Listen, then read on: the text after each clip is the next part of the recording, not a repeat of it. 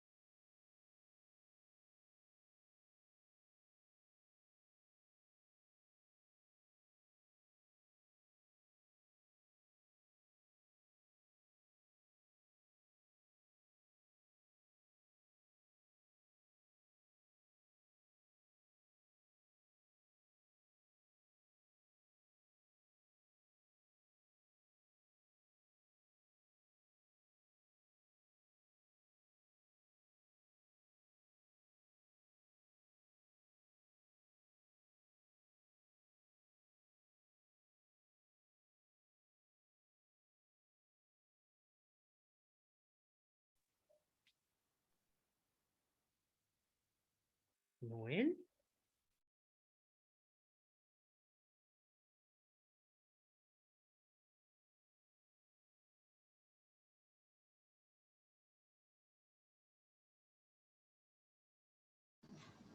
Figueroa.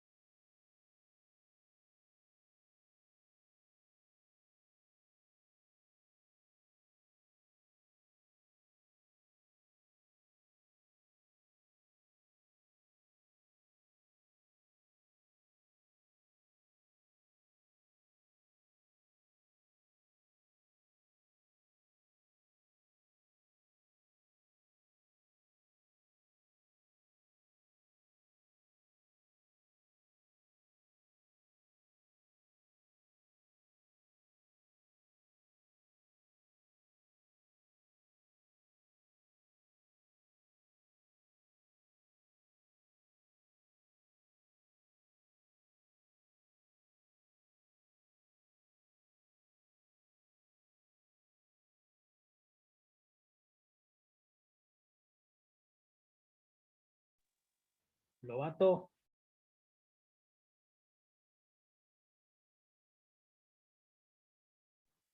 Va, devuelve la caña, pescado o no.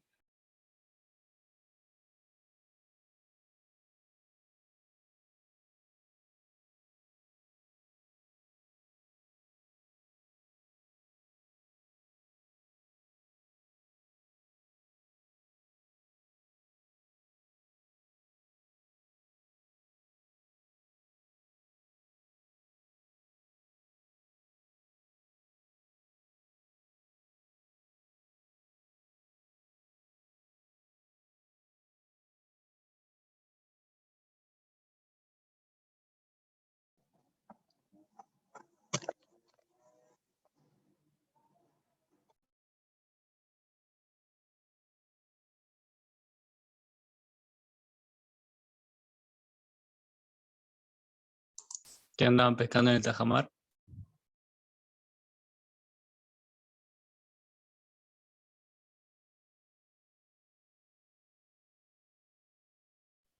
¿Creía pescado o no?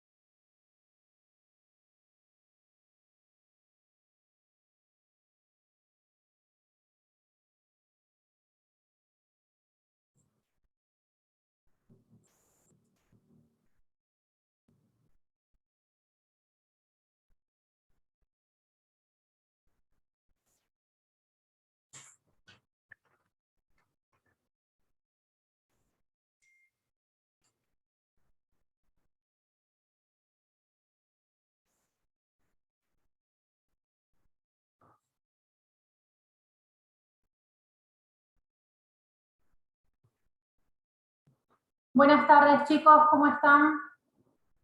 Buenas, profe. Buenas tardes, profe. Buenas tardes. Buenas tardes. Bueno, espero que estén bien. Vamos a comenzar. A ver, voy a compartir la clase de hoy. ¿Sí? ¿Están viendo bien ahí mi pantalla? ¿Me escuchan bien? Sí, profe. Sí, profe. Sí. Genial. Bueno, muy bien.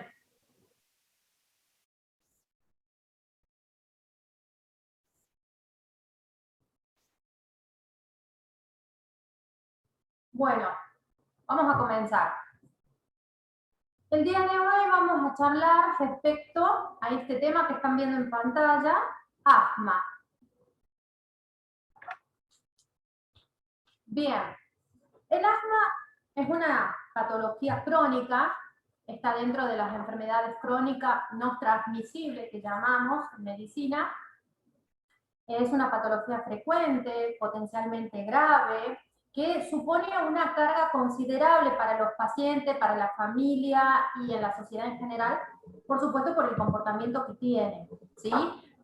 Genera síntomas respiratorios, genera limitación de la actividad, cursa con exacerbaciones, es decir, con crisis, que en ocasiones va a necesitar asistencia médica urgente y que también es potencialmente mortal, ¿sí? Letal para el paciente. El asma puede tratarse, es una patología que si bien tiene un curso crónico, pero que puede tratarse de manera efectiva y la mayoría de los pacientes pueden lograr un buen control de esta patología y tener una buena calidad de vida si logran ese control de esta enfermedad crónica. Cuando el asma está correctamente controlada y correctamente tratada para este paciente, el paciente va a poder evitar síntomas molestos, ¿sí?, durante el día y durante la noche, con lo cual esto ya le mejora la calidad de vida. Puede necesitar poca o en ocasiones ninguna medicación para los síntomas. Puede el paciente llevar una vida productiva, físicamente activa, puede tener una función pulmonar normal y puede también evitar las exacerbaciones, ¿sí? Es decir, las crisis puede evitarla el paciente cuando es correctamente controlado y tratado. De manera que todo esto, ¿sí?, está hablando de que un paciente con asma, si bien tiene una patología crónica, puede lograr una buena calidad de vida si tiene un seguimiento correcto. Ahora, teniendo en cuenta lo que acabo de exponerles, nosotros podemos concluir como definición de asma como aquella enfermedad inflamatoria crónica de la vía aérea que cursa con un cuadro de hiperreactividad bronquial y obstrucción reversible de la misma, es decir, de la vía aérea, ocasionada por un espasmo del músculo liso bronquial con edema de la pared y con tapones mucosos por hipersecreción. Bien, fíjense ustedes acá dentro de la definición de asma, fíjense esta palabra, hiperreactividad bronquial, ¿sí?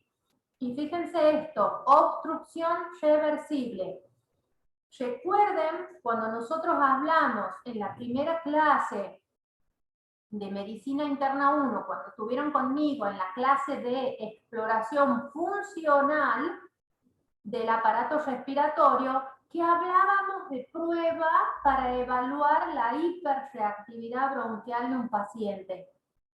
Como también hablábamos de un estudio que evaluaba la mecánica del aparato respiratorio, que nos hablaba en patrones, ¿sí? ¿Recuerdan que había un patrón obstructivo, un patrón restrictivo y un patrón mixto? Bueno, fíjense cómo acá esta hiperreactividad bronquial puede derivar en un cuadro de obstrucción, de manera que acá podemos encontrar un patrón obstructivo si realizamos este estudio, ¿sí? Pero fíjense qué importante esta palabra, es reversible esa obstrucción. Afortunadamente es un cuadro que lo podemos controlar y del cual lo podemos sacar al paciente de esa situación de obstrucción bronquial. Bien, ahora, desde el punto de vista epidemiológico, según la Organización Mundial de la Salud, esta patología es una de las principales dentro de las crónicas no transmisibles. A ver, ¿y cuáles serían otras patologías crónicas no transmisibles? Además del asma, la hipertensión arterial, la diabetes, ¿sí? Entre otras. Les estoy mencionando las más importantes. Bien, continuemos. Desde el punto de vista epidemiológico, en la actualidad habría 235 millones de pacientes con asma en el mundo. Es una patología frecuente también en los chicos y está presente en todos los países independientemente del grado de desarrollo que tenga ese país. Es una patología que está presente, ¿sí? En el 2015 están registradas 383.000 muertes por asma, en su mayoría en adultos mayores. Esto es desde el punto de vista epidemiológico a nivel mundial, son los reportes de la Organización Mundial de la Salud. Ahora, ¿cuál es el enfoque epidemiológico o cuáles son los registros que tenemos desde nuestro Ministerio de Salud a nivel nacional? Bueno, Nuestro ministerio marca que casi 900.000 personas padecerían asma según el estudio de prevalencia que se hizo. Es decir, esto representaría un 5.98% de la población en general. Los ataques de asma se darían, esto está hablando de las crisis, ¿sí? De asma se darían con mayor frecuencia en el invierno y en primavera. Y el 46,8% de las personas que dicen tomar medicación la ingieren solo cuando tienen síntomas, ¿sí? Fíjense allí cómo es muy importante educar, darle información a los pacientes que el control de su patología tiene que ser siempre fuera de las crisis también, justamente para evitar la crisis. No esperar a que se generen los síntomas en el contexto de una crisis para recién tratar de tomar el control de la enfermedad. Bien, ¿y qué visión existe a nivel de Latinoamérica? Fíjense, acá esta información a mí me gustó porque es como que nos da un pantallazo respecto a América Latina, cómo está posicionado nuestro país respecto a países vecinos, ¿sí? Bien. Respecto al estudio ISAC, que es un estudio internacional que se hizo sobre asma y alergia en la infancia, este estudio compartió las siguientes conclusiones: que existe una gran variabilidad en cuanto a la prevalencia de asma entre los distintos centros latinoamericanos. Lo acabamos de ver en la diapo anterior, ¿sí? La contaminación ambiental aparecería como conclusión dentro de este estudio, aparece como con un rol paradojal, puesto que hay localidades que tienen mayor contaminación ambiental, la prevalencia del asma en esos lugares no fue mayor, por el contrario, la tendencia tuvo tendencia a ser menor, ¿sí? Bien. El grado de industrialización no se relacionaría, para este estudio, no se relacionaría con la prevalencia de la patología. Las prevalencias obtenidas en América Latina son tan altas como las obtenidas en países industrializados y con alto grado de desarrollo.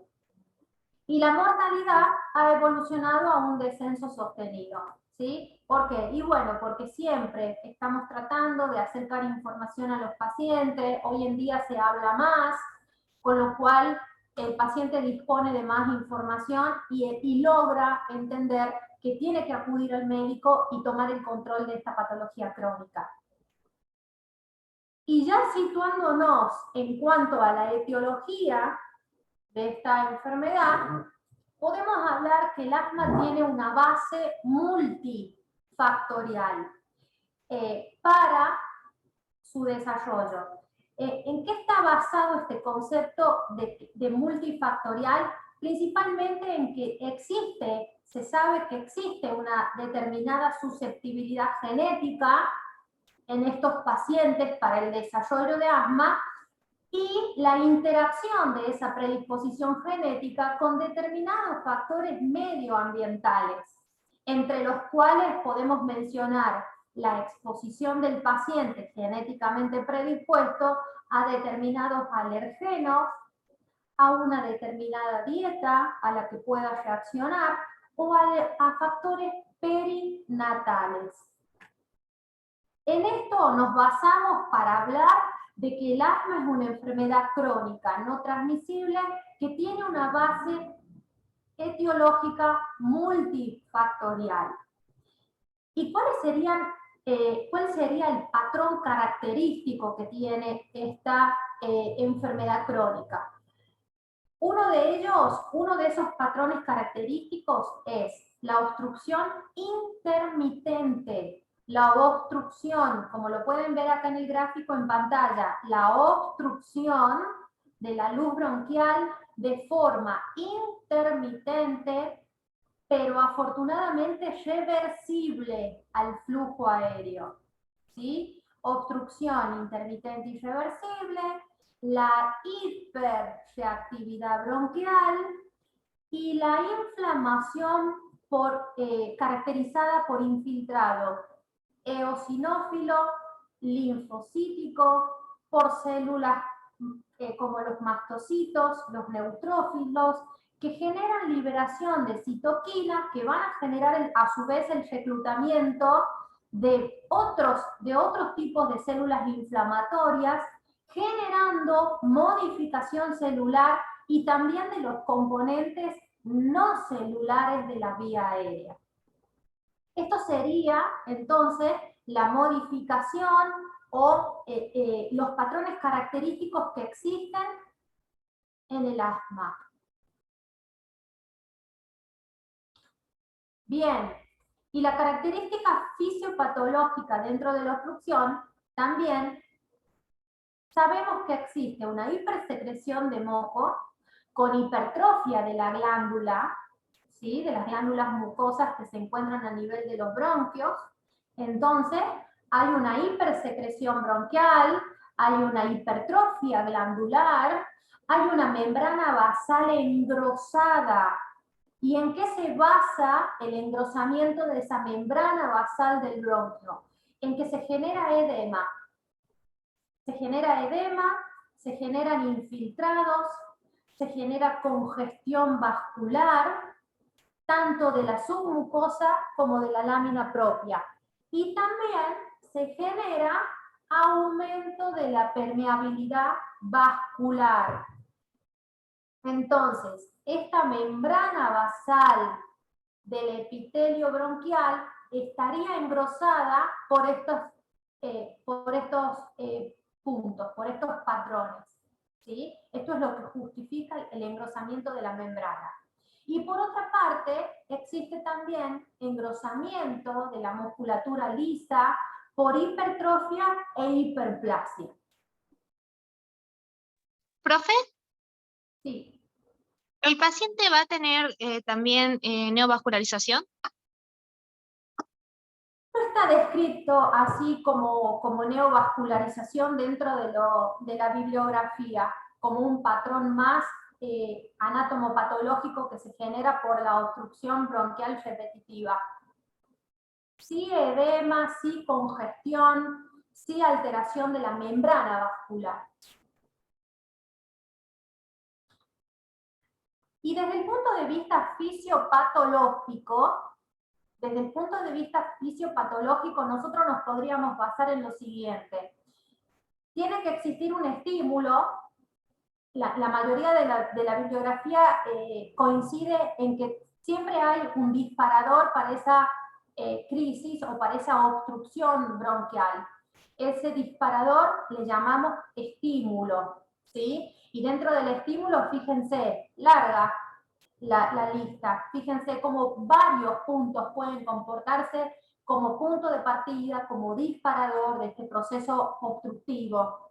Estos estímulos activan a nivel celular la cascada de la inflamación. Fíjense que estas células que participan dentro de la inflamación se activan, las cuales van a llevar a la liberación de distintos mediadores de la inflamación, que los tienen acá en pantalla, los cuales van a ser los generadores de ese cambio estructural de la vía aérea que les vengo hablando, que les expuse en la diapositiva anterior, cuando hablaba del edema, de la inflamación de la vía aérea, lo cual va a concluir en la obstrucción de la vía aérea, en la obstrucción del bronquio.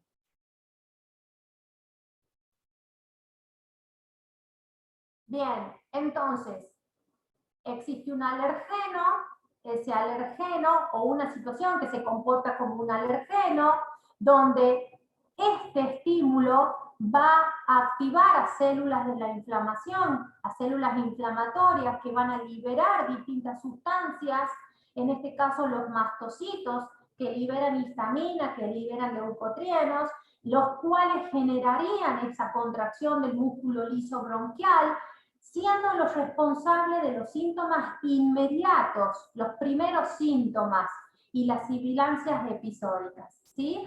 Por otra parte, ese alergeno, además de activar a los mastocitos, activaría a los linfocitos de tipo T, los cuales activarían a través de sustancias mediadoras, activarían a los linfocitos B, que activarían a su vez más mastocitos. Pero por otra parte, esos linfocitos T también activarían a los eosinófilos, los cuales liberarían aún más sustancias mediadoras de la inflamación que van a generar esos síntomas crónicos, ¿sí? De sibilancias y de hiperreactividad bronquial, de hiperrespuesta bronquial. Entonces, es importantísimo tener en claro el mecanismo fisiopatológico para llegar a la obstrucción bronquial. Fíjense que el camino fisiopatológico, por supuesto que tiene que ver con la inflamación. Bien, entonces, estos cambios anatomopatológicos que van a generar una remodelación bronquial, porque un paciente que tiene instalada esta patología crónica es un paciente que va a tener un bronquio remodelado, es decir, un bronquio con otra estructura, con una estructura que va a estar basada en hipertrofia del músculo liso de sus bronquios, un paciente que va a tener hipertrofia glandular en sus bronquios, depósito de colágeno por debajo de la membrana basal, va a tener infiltrado de tipo linfocitario y eosinófilo e hipersecreción de la mucosa. Estos serían los cambios anátomos patológicos que se generan en estos pacientes. Son pacientes que en el curso, en la evolución de la enfermedad, van sufriendo un proceso de remodelación bronquial. ¿Cuál es esa remodelación bronquial que sufren estos pacientes con asma? Esto que tienen acá y que les acabo de mencionar.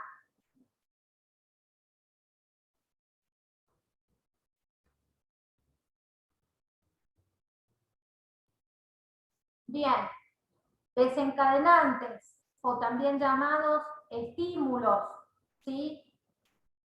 O también llamados factores precipitantes. Lo pueden encontrar con todos esos sinónimos en la bibliografía que ustedes puedan consultar, la que tengan en su casa cuando amplíen este tema tan importante, ¿sí? A ver, si nosotros tuviéramos que hacer una lista y mencionar cuáles serían esos desencadenantes que venimos ya hablando dentro del proceso fisiopatológico del asma. Los ácaros, los hongos, algunas proteínas del pelo del animal doméstico, de los distintos animales domésticos, el relleno de almohadas, algunos por supuesto, algunos fármacos, algunos conservantes de alimentos, el ejercicio físico, las infecciones respiratorias virales, el polvo, el polen, el humo del tabaco, la ropa de abrigo. A ver, es importante destacarles acá que no todos los pacientes que tienen asma reaccionan a todo esto, no. Cada uno, habrá pacientes con asma que reaccionan a un tipo de estimulante o desencadenante y otros a otro, o a dos o más de esta lista, ¿sí? Pero estos son los que están descritos dentro de los estudios de prevalencia del asma, que están descritos como factores desencadenantes descritos por los propios pacientes. Profe, Sí. disculpe una pregunta. ¿Puede ser que las embarazadas tengan más sensibilidad? O sea, pueden desarrollar un asma, una crisis asmática con un estímulo menor. Sí, sí, eso está descrito en la literatura. Pueden encontrar que una mujer embarazada pueda tener como mayor sensibilidad o predisposición. Sí, está descrito. Profe, ¿por qué la embarazada Gracias. tendría más Por predisposiciones? los cambios hormonales que se generan dentro del embarazo le podrían generar una mayor susceptibilidad, pero están descritos algunos casos de embarazo en el cual la paciente, por supuesto que estamos hablando de una embarazada que genéticamente esté predispuesta y que probablemente ya su asma haya sido diagnosticado previo a la concepción del embarazo, ¿sí? Pero está descrito en algunos casos de embarazos que se generan esas crisis, pero no tiene una estadística alta, pero sí lo he leído en alguna bibliografía de manera que sí, es correcto. Bien, desde el Bueno, punto de profe, vista gracias. clínico, nosotros podríamos hablar de una tríada característica basada en disnea, tos y sibilancias. Y en algunas ocasiones hay pacientes que describen también esta sensación de opresión en el pecho, ¿sí? Esta tríada característica, por lo general, está descrita a predominio nocturno o de madrugada, pero fundamental tener en cuenta que no es específica de asma, ¿sí? De manera que esta tríada, por más que el paciente la refiera y nosotros la comprobemos a la sibilancia, las objetivemos en el examen físico, este paciente aún así, para darle el diagnóstico, tenemos que realizar pruebas funcionales. Pruebas funcionales que ustedes ya las saben, ya las conocen porque las vimos en el teórico de pruebas funcionales para evaluación del aparato respiratorio, ¿sí? Entonces, lo más frecuente, lo más característico es que un paciente con asma se presente a la consulta con esta tríada.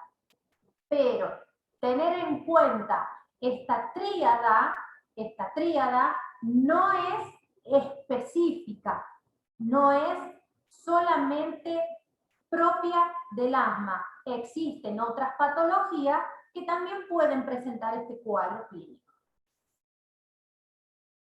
Continuando en el diagnóstico, nos vamos a basar en la evaluación clínica, teniendo en cuenta los antecedentes del paciente, el examen físico, todos los datos positivos que nosotros recabemos de ese de ese examen físico con la semiología respiratoria, que ustedes ya conocen. Podemos apoyarnos en el laboratorio, ¿sí? Podemos también pensar y tenemos que descartar otras causas que cursen con sibilancias, como por ejemplo un paciente con enfermedad pulmonar obstructiva crónica, el cual puede desconocer que tenga este diagnóstico, ¿sí?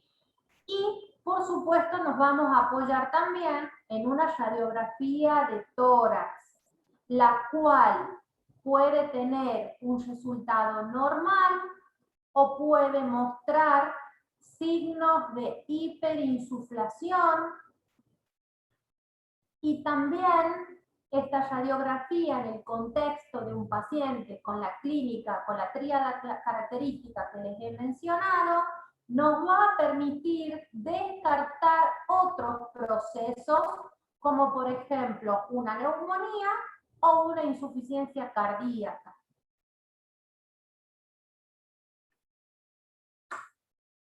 ¿Profe? Bien. Sí. Una pregunta. Cuando el paciente se presenta con tos, sibilancias y la disnea, generalmente yo tengo que me guío por la clínica y por la espirometría. Y si responde a broncodilatador, ¿un paciente que tenga EPOC puede tener asma? ¿Puede tener combinado los dos? Porque el paciente que tiene EPOC no responde al broncodilatador. Bien, esa es una cara. A ver, sí responde, pero en distinta medida. ¿Sí?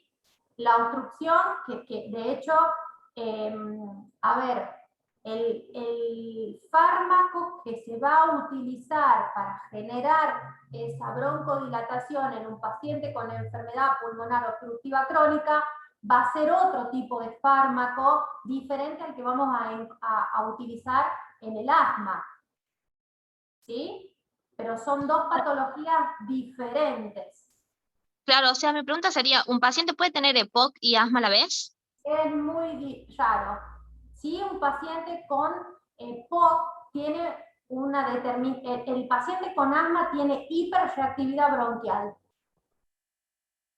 Es un paciente que tiene una predisposición genética y es un paciente que tiene tendencia a que sus bronquios respondan rápidamente con broncoconstricción, ¿sí? Mientras que en un paciente con enfermedad pulmonar obstructiva crónica, cuya base es una bronquitis crónica y un enfisema, que son dos cosas diferentes.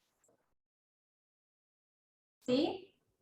Sí, Bien. gracias. Son dos patologías diferentes.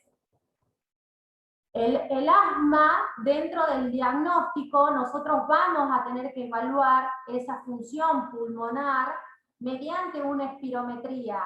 Pero un punto importante que necesito que tengan en cuenta, esta espirometría no la vamos a plantear en el momento en el que el paciente pueda tal vez venir a la consulta con la crisis de asma. Porque por supuesto que un paciente que está con falta de aire, que está con tos y que por supuesto va a estar con esta sibilancia, es decir, que está con esta tríada y en muchos casos hasta con esta sensación de opresión en el pecho, va a ser muy difícil que colabore en hacer este estudio. Recuerden que dentro del procedimiento de cómo hacer una espirometría, que se los expliqué en la clase de pruebas funcionales, recuerden que yo les comenté que en este caso, en esta prueba, era importantísimo la buena predisposición del paciente para realizar y que sea exitoso el resultado de la prueba, ¿sí? Imagínense que un paciente que está con disnea, que está con tos, no va a poder realizar una inspiración profunda para luego expirar en forma prolongada. Por más buena predisposición que tenga, difícilmente lo logre hacer. De manera que esta prueba se va a programar para lograr abordar un correcto diagnóstico de la enfermedad. Yo no le puedo proponer al paciente hacer este estudio en medio de una crisis de asma, ¿sí? Por más leve que sea. Sí, te escucho. ¿Y qué patrón el paciente presentaría en la espirometría, por ejemplo? Después de la crisis asmática. Primero se te corta, Camila, no te logro escuchar bien. Y segundo, no te veo. ¿Podés prender tu cámara, por favor? Ahí está. Es que no la tengo prendida porque me escuchan No sé si es que la clase la escucho entrecortada, pero yo la escucho entrecortada. Se escucha entrecortada, profe. Sí, también escucho entrecortada. Te escuchamos entrecortado, Camila. No te logro entender. Si querés, escribime tu pregunta por el chat y yo te la respondo. Yo la leo, no te la... Sí. Profe, yo tengo una pregunta. Dígame. ¿Por qué en el asma tiende a aparecer más a la noche y a la madrugada? Por los procesos inflamatorios, ¿sí? Por el proceso inflamatorio. Si ustedes, vamos a tratar de terminar con la clase y ahí yo luego les voy respondiendo todas las preguntas, ¿sí? Porque por ahí me están preguntando cosas que están planteadas en la clase, ¿sí? Bien, profe, gracias. Así seguimos un orden. Bien, en la espirometría, nosotros vamos a ver, si ustedes recuerdan de la clase anterior, hay una relación, nosotros vamos a poder, uno de los puntos que nos permite la espirometría es evaluar la relación B/1 respecto a la capacidad vital forzada, ¿sí? Y hay dos probabilidades, que esta relación sea igual o mayor al 70%, es decir, que sea una relación normal, en la cual, en ese caso, vamos a evaluar la capacidad vital forzada del paciente.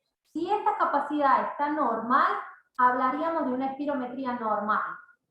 Ahora, si esta capacidad vital es baja respecto a la curva flujo-volumen, vamos a poder determinar que tal vez esto se genera porque hay una mala colaboración del paciente o bien porque tiene un patrón restrictivo.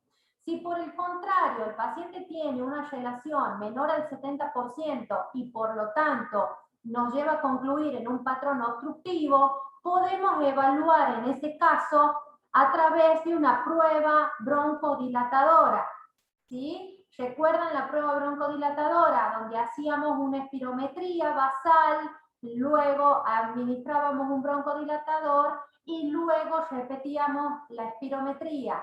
Si esa segunda espirometría nos muestra que revierte esta relación, ¿sí? Es decir, concluimos que revierte la obstrucción bronquial, nos estaríamos situando en el diagnóstico de asma. Eso nos ayudaría a empezar a apoyar el diagnóstico de asma.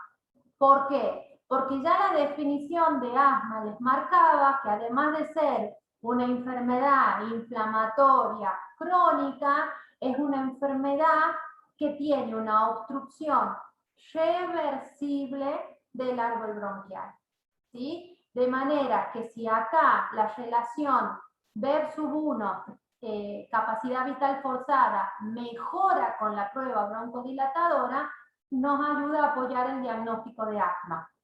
Si por el contrario no revierte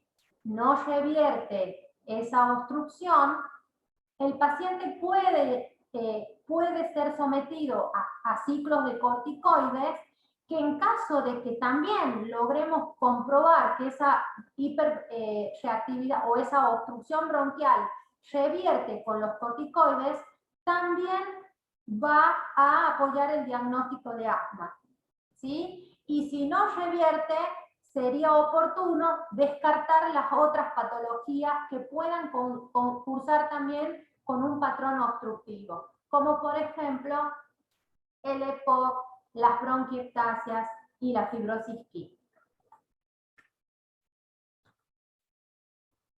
Bien, ahora, también sería importante realizar una prueba de difusión dentro de la evaluación de un paciente con asma. ¿Qué prueba de difusión? Porque les planteé dos, ustedes ya conocen dos pruebas de difusión. Dentro de las dos pruebas, la de elección en este punto es la gasometría arterial. Esta gasometría arterial, lo reitero porque lo venimos hablando, lo hablamos en la clase de neumonías también. Esta gasometría arterial requiere para su realización obtener una muestra de sangre arterial, ¿sí? Sangre arterial que en este caso, en el dibujo o en el ejemplo, estaría obteniéndola a partir de la arteria radial, ¿sí? Entonces, esta gasometría arterial normalmente tiene estos valores. Fíjense, acá a su izquierda. Acá están planteados los valores normales de la gasometría arterial. En un paciente con asma va a estar disminuida la presión arterial de oxígeno, va a estar alterada también la saturación de oxígeno y va a estar alterada la presión arterial de dióxido de carbono. Son los tres parámetros que nosotros vamos a prestar atención, nos va a interesar evaluar. Por supuesto que una alteración de estos tres parámetros dentro de la gasometría arterial, los cuales van a estar alterados en distintas intensidades dependiendo del estadio de asma que tenga ese paciente ya desarrollado o evolucionado, ¿sí? Pero a lo que quiero llegar es que por supuesto que la alteración de estos tres parámetros va a impactar en el pH y en el nivel de bicarbonato. Profe, una pregunta. Dejemos las preguntas para el final, ¿puede ser? Así yo les doy toda la clase, ustedes vayan anotando y al final hacemos todas las preguntas, ¿sí? Porque si no eso los va perdiendo los otros compañeros. Bien, respecto al diagnóstico, continuando en lo que es el diagnóstico de asma, la clasificación GINA en el 2019 plantea como criterios para establecer el diagnóstico, por un lado, a los antecedentes de los síntomas respiratorios, como también a la evidencia de la limitación al flujo aéreo expirado. Fíjense, dentro de los antecedentes, ¿sí?, de los síntomas respiratorios, la sibilancia, la tos, la falta de aire, la opresión de pecho, esta clasificación GINA marca lo siguiente, que en general los pacientes que tienen asma refieren más de uno de estos 4 síntomas, ¿sí?, que por lo general aparecen de forma variable con el tiempo y van variando de intensidad a su vez cada uno de ellos, que por lo general aparecen o empeoran por la noche o al despertar, que por lo general suelen ser desencadenados por el ejercicio físico, o la risa, o algunos alergenos, o el aire frío. Y que también pueden aparecer o empeorar con infecciones virales, distintos tipos de infecciones virales. Y respecto a la evidencia de la limitación al flujo del aire expirado, habla esta clasificación de que se debe documentar al menos una vez la relación B/1, capacidad vital forzada, por debajo de lo normal. En algún momento el paciente tiene que tener documentado esto, por supuesto mediante una espirometría, ¿sí?, que es la forma de poder evaluar este cociente. Documentar la variación de la función pulmonar. Ejemplo, un volumen expirado forzado en el primer segundo, mayor luego de administrar los broncodilatadores, ¿sí? Recuerden que esa era la prueba de los broncodilatadores. Cuanto mayor sea la variación o cuanto más veces se observe una variación excesiva, mayor seguridad vamos a tener respecto al diagnóstico de asma. ¿Por qué plantea estos criterios esta clasificación GINA? Porque muchas veces ustedes se van a encontrar con pacientes que no saben si verdaderamente tienen el diagnóstico o no de asma. En algún momento le hablaron, le pusieron la medicación, luego se la retiraron, cuando en realidad no. Toda patología crónica no transmisible tiene que tener un diagnóstico certero. ¿El paciente tiene asma o no tiene asma? ¿Sí? Entonces, para eso están estos criterios, para ayudarnos a realizar correctamente el diagnóstico. Podría ser necesario repetir las pruebas durante los síntomas a primera hora de la mañana o después de interrumpir el tratamiento con broncodilatadores. Esto, por supuesto, hecho adrede por el médico en un contexto seguro para el paciente, como para poder comprobar que el paciente tiene o no la hiperreactividad bronquial, que es uno de las bases en la definición del asma. Y podría no haber reversibilidad con los broncodilatadores durante las exacerbaciones severas o infecciones virales. Estos son los criterios para establecer el diagnóstico de asma. Bien. Ahora, fíjense acá, esta diapositiva sirve como para nosotros poder evaluar y poder entender que un paciente puede tener un asma leve, moderado o severo, ¿sí?, teniendo en cuenta los siguientes parámetros. Uno de ellos, la disnea. La disnea aparece solamente al caminar, aparece al hablar o aparece directamente en reposo. Está presente con esfuerzo o sin esfuerzo.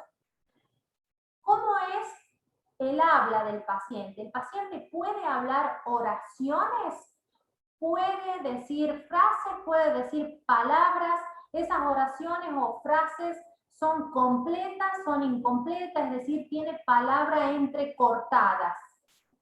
¿El paciente se presenta agitado? ¿Qué intensidad tendría de ese grado de que nosotros lo evaluamos al paciente que está agitado? ¿Sí? en un grado leve, moderado o severo. La respiración. ¿Cómo es la respiración del paciente? ¿Usa la musculatura respiratoria? ¿Tiene sibilancias el paciente? ¿Solamente las tiene al principio de la inspiración? ¿Las tiene durante la inspiración o la tiene tanto durante la inspiración como también en la expiración? El pulso, la frecuencia cardíaca. ¿Este paciente tiene una frecuencia cardíaca normal, aumentada? ¿Podemos decir que está taquicárdico el paciente? El flujo pico expiratorio es igual al 70%, entre el 50 y el 70 o menor al 50%. La gasometría arterial, este paciente tiene una presión arterial de oxígeno normal, mayor a 60, menor a 60. La saturación de oxígeno, ¿cómo es? Todos estos parámetros nos van a permitir a nosotros hablar de que el paciente tiene un cuadro leve, moderado o severo. Bien, si nosotros graficamos lo anterior, fíjense que acá tenemos el corte transversal de un bronquio. Esta es la luz del bronquio, esta sería la capa interna, la capa media y el músculo liso bronquial. Fíjense que dependiendo si tiene una obstrucción leve, moderada o severa, va a ir siendo el grado de compromiso de la luz del bronquio. Bien, el nivel de gravedad valorado mediante el VEP-1. Fíjense que en un paciente con una obstrucción leve, el VEP-1 se puede mantener aún por encima del 70%. Moderado en un 60-69%. Moderado a grave, grave y muy grave cuando ya es menor del 35%.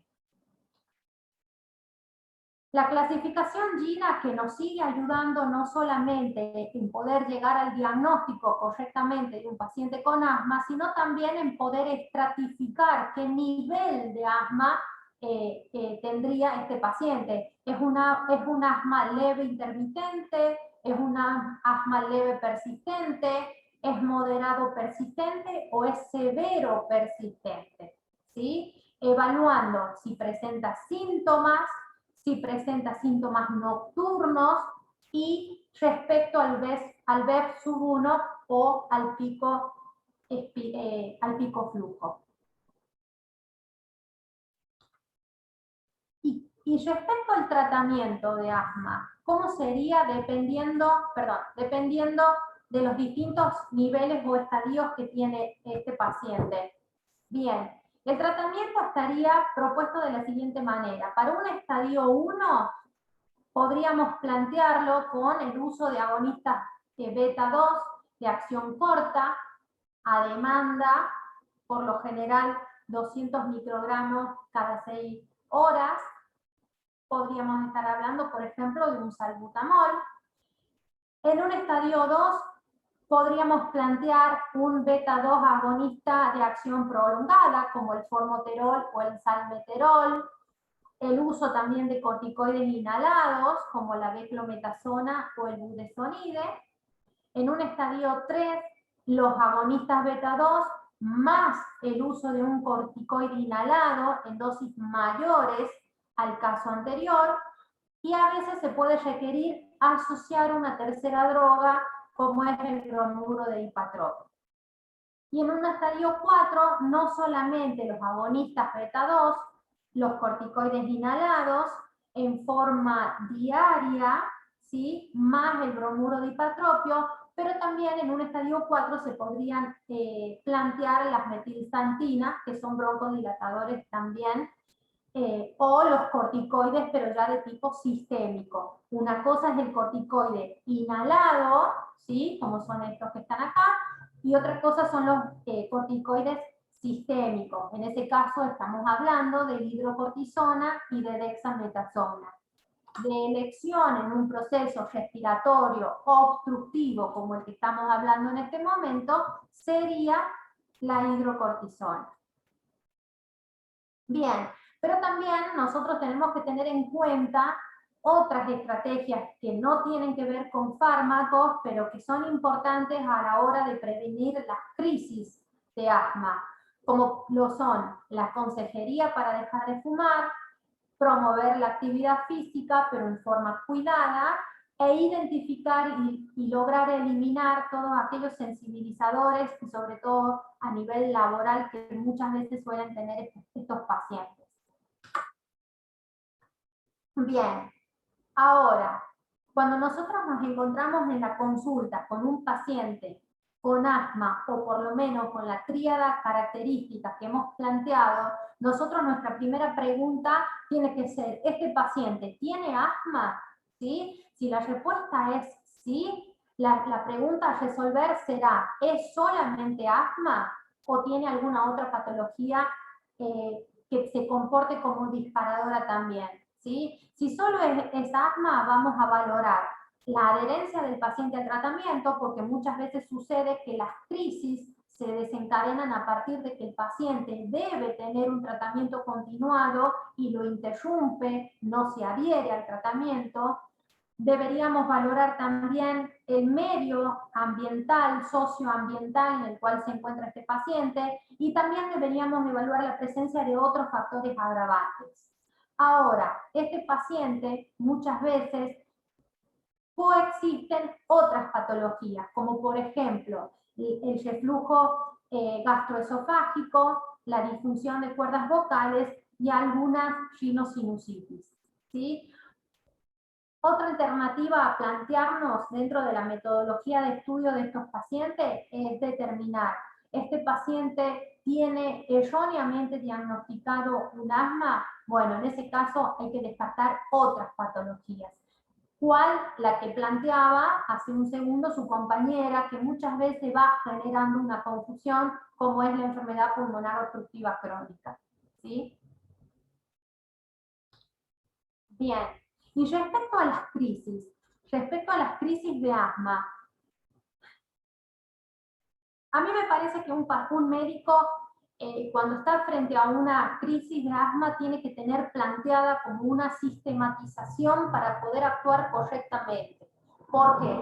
Porque un paciente con asma en una crisis de asma, el tiempo es oro. El tiempo para ese paciente es valiosísimo. Y cuando hablo de tiempo, estoy hablando del tiempo que maneja el médico que lo está tratando en cuanto a la resolución de esa crisis de asma, ¿sí? Por eso yo les resumo el manejo del paciente con una crisis de asma, como lo ven ahí en estas diapositivas.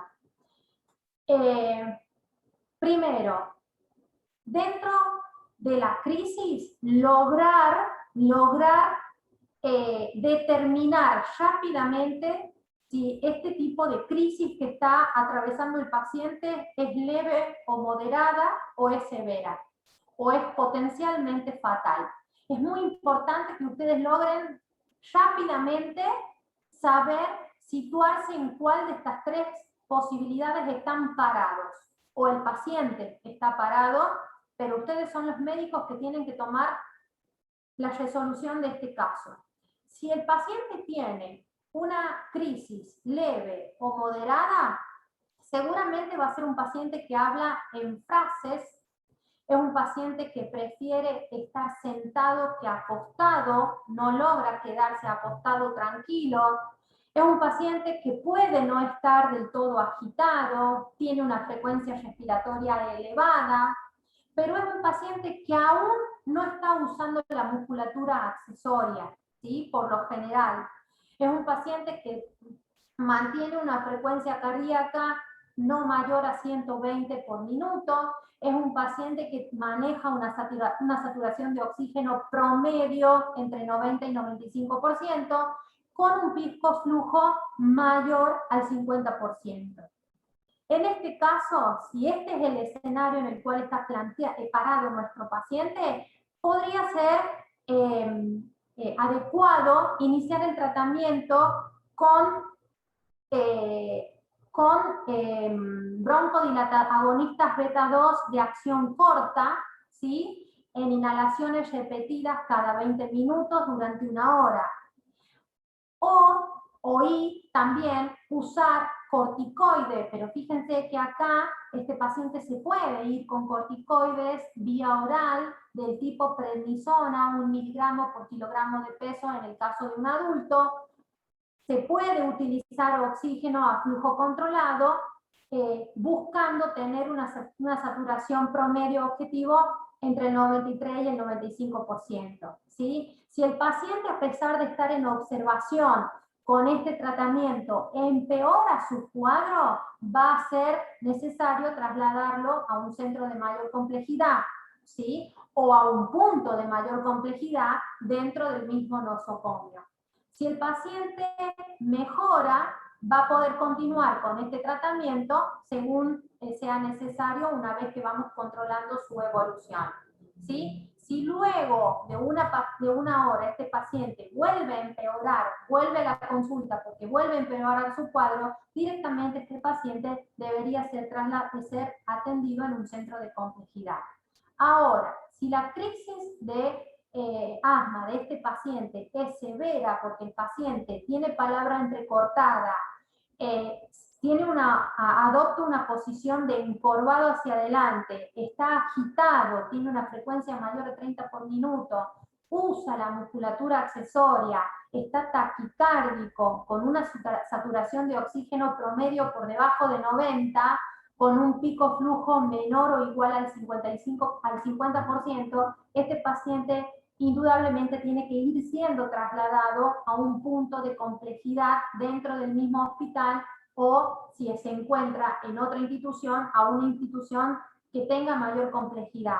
Pero mientras tanto, este paciente debe ir siendo tratado con beta-2 agonistas de acción corta, más bromuro de hipatropio inhalado, oxígeno y, por supuesto, ya tiene que tener colocada una vía endovenosa e irle infundiendo corticoides sistémicos, ¿sí?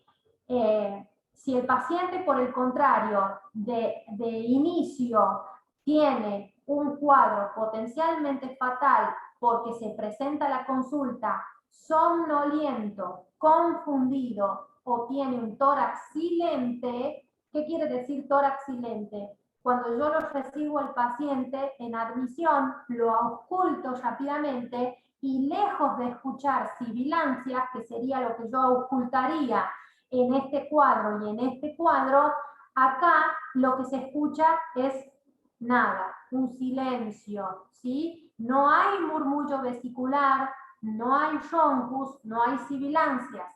Eso se llama tórax silente. El tórax silente es igual a gravedad, a urgencia. Me apuro, me activo porque el paciente está atravesando un cuadro potencialmente fatal. De manera que rápidamente este paciente debe tener una vía endovenosa, un acceso endovenoso, debe ir recibiendo agonistas beta-2 de acción corta, bromuro de hipatropio inhalado, corticoides sistémicos. E inmediatamente se va activando al médico de la terapia intensiva, ¿sí? Porque este cuadro es muy grave. Bien, es muy importante en un paciente con asma reducir la carga, ¿sí? Lo que se llama la carga de asma. ¿Por qué? Porque aunque no, el asma es una patología, repito, está dentro de las patologías crónicas no transmisibles, es decir, son patologías crónicas que no se van a poder, que no va a recibir un tratamiento que la va a finalizar a la enfermedad, que lo va a curar, pero sí el asma se puede controlar. El asma tiene un tratamiento que logra controlar el cuadro y logra darle al paciente buena calidad de vida. El paciente con síntomas persistentes tiene que tomar en forma diaria la medicación, tiene que tener un tratamiento diario, no solamente para la crisis. Si ustedes concluyen que el paciente tiene un asma persistente, ese paciente tiene que tener un tratamiento en forma diaria. Acá es un punto que les hago hincapié porque no siempre el paciente se adhiere, acepta a realizar ese tratamiento en forma diaria, ¿sí? El paciente con asma persistente debe tener un tratamiento diario a largo plazo, no solo para controlar la inflamación, sino también para prevenir las exacerbaciones, es decir, las crisis. Es importante que se eviten los desencadenantes. A ver, dicho con otras palabras, es muy importante que el médico ayude al paciente a determinar cuáles son sus desencadenantes. Recuerden toda esa lista que yo les presenté de probables desencadenantes de este asma o de las crisis de asma. Es importante ayudarlo al paciente a concluir cuáles serían sus desencadenantes para que el paciente evite exponerse a estos desencadenantes. Cada paciente debe aprender con su médico, bueno, es lo que les acabo de mencionar, qué desencadenantes tiene que evitar, y puede ser mortal el asma si no se utilizan los medicamentos adecuados o no se cumple con el tratamiento prescrito, ¿sí? ¿Qué quiere decir este título? Reducir la carga del asma. Quiere decir ayudarle al paciente a manejar información sobre esta patología que lo va a acompañar toda la vida, ayudarlo al paciente, empoderarlo al paciente respecto a esta enfermedad, porque por lo general este tipo de enfermedades crónicas, como todas las enfermedades crónicas no transmisibles, le generan al paciente una cierta carga emocional que muchas veces no los permite vivir con buena calidad de vida, ¿sí? Y ahí es importantísimo el rol de ustedes como médicos de ayudarlo al paciente a empoderarse frente a esta enfermedad que le toca llevar adelante, ¿sí? Y lograr tener una mejor calidad de vida. Muy bien. Ahora sí escucho todas las preguntas que tengan para hacerme. Vamos a ir, voy a dejar de compartir esto, voy a ir al chat porque creo que había una compañera, no me escribió todavía. La alumna quería preguntar algo, si la quiere escribir, yo ahora la puedo leer. Profe, Sí. el tratamiento diario para la asma persistente es con prednisona, por ejemplo, vía oral o solo inhalable? O corticoide de inhalación. Eso va a ver, muchas veces para los tratamientos de las enfermedades crónicas nosotros nos tenemos que valer también de la situación social de nuestro paciente. Evaluar nuestro paciente tiene obra social y por lo tanto tiene acceso, un acceso más asegurado a recibir la medicación, este tratamiento que va a ser crónico, o este paciente no tiene obra social, pero bueno, en el medio en el que vivimos y en el que estamos trabajando hay un sistema de salud pública bueno que considera y que les entrega en forma gratuita y de manera que les asegura de manera gratuita el tratamiento al paciente. Esa es responsabilidad del médico también. Nosotros no podemos decir, yo te hago la receta, esta es la medicación y vos tenés que fijarte si conseguís prednisona o el corticoide inhalado. A ver, sí sabemos que si el asma es persistente, va a necesitar un corticoide, ¿sí? Ahora, ¿cuál de los dos nos trataremos a adaptar a lo que nos asegure a nosotros, a lo que nos dé la tranquilidad a nosotros como médicos de que este paciente lo va a poder acceder todos los meses y por lo tanto va a tener asegurado su tratamiento y con lo cual vamos a bajar el riesgo de crisis? Profesora, tengo una consulta. En el libro mencionaba una teoría de la higiene o de la limpieza, no terminé de entender. ¿Cómo? ¿Hablaba el libro de qué? En el libro hablaba sobre una teoría de la higiene o de la limpieza, que tenía que ver con la aparición del asma con relación a los hermanos, pero no terminé de entender esa idea. Bien, Gustavo. Bueno, entiendo que probablemente lo que estuviste leyendo pueda tener que ver. Viste que dentro de los factores desencadenantes en el listado yo te hablaba del pelo de animales domésticos, como también de los ácaros, ¿sí? Bueno, tiene que ver con eso, ¿sí? Con que digamos, en el aire ambiental en el cual reside ese paciente sea un ambiente limpio y libre de esos ácaros, o por ejemplo, del pelo si tiene animales o mascotas, la limpieza de ese domicilio tenga que ver con que esté libre de esos pelos que se comporten como desencadenantes de la crisis de asma. Puede tener que ver con eso, Gustavo. ¿Profe? Sí. ¿Profe? Sí, yo tenía una pregunta del por qué aparecen más los síntomas de asma durante la noche o la madrugada. Bien, porque, a ver, no hay un punto claro, certero, que se pueda marcar sobre esta teoría. Son teorías que las crisis se darían en esas horas puntuales de la noche. No hay una certeza, pero se creería que tiene que ver, por ejemplo, con el cambio de la temperatura, con el frío. ¿Te acordás que el cambio del aire frío podría ser uno de los desencadenantes?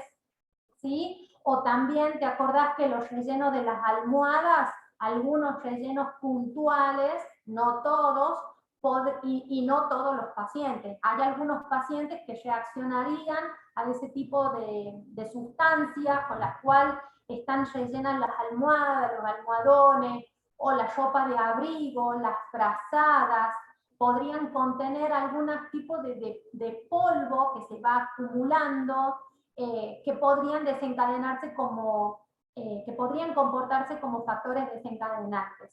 Se cree que estaría apoyado en eso la idea de que por ahí las crisis se puedan generar durante la noche. Bien, profe, muchas gracias. Profe, puede ser también por el estímulo parasimpático de que se activa en la noche. Podría ser también. Como te digo, no hay una base científica que avale esto. Estarían varios postulados. De lo que yo encontré en la bibliografía, habla lo que le acabo de explicar a Sebastián. Pero podríamos investigar lo que estás planteando vos. Le dejaron una duda en el chat, profe, ¿sabes? Sí, Patricio. Profe, la teoría de la higiene se trata... Entendí que Patricio quería hacer una pregunta, o me equivoco, escuché mal. No, digo, le dejaron una pregunta en el chat, ¿sabes? ¿me escribiste en el chat?